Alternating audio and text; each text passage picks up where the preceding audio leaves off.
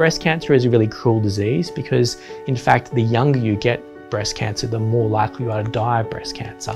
So, we particularly targeted those women whose life expectancies are really being shortened by breast cancer, and that's been our focus. Our lab started in 1998, and in 2002 we received our first Cancer Council funding. And what that allowed us to do was study calcium signaling in breast cancer, which really hadn't been studied before. So it was a very new idea. It was very hard to get support from other funding bodies.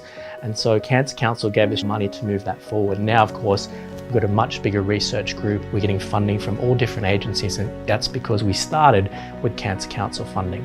Our research group really has been focusing on triple-negative breast cancers, for which we think there's the most clinical need for new drugs.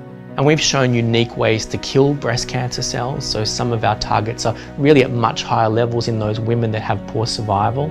And we've shown in various models that if we actually modulate that target, we can actually kill these breast cancer cells. So that's very encouraging. And our goal really is to get these new molecules in the patients to improve patient outcome.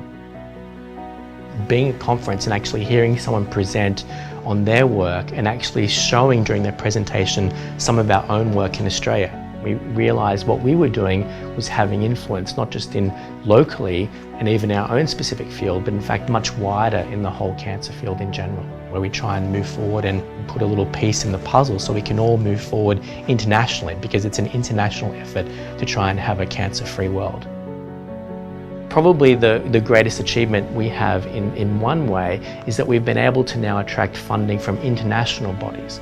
And that really shows how far we've come, because it was a big deal to get our first Cancer Council grant, but now we're attracting funding from the United States. And I guess the dream for any researcher in cancer is actually to see that drug make it to the patient. So I think if we had a cancer-free future, then I think we can see people actually living, proper life expectancy and be able to contribute to society. When people donate money to Cancer Council, they're really contributing towards the future generations.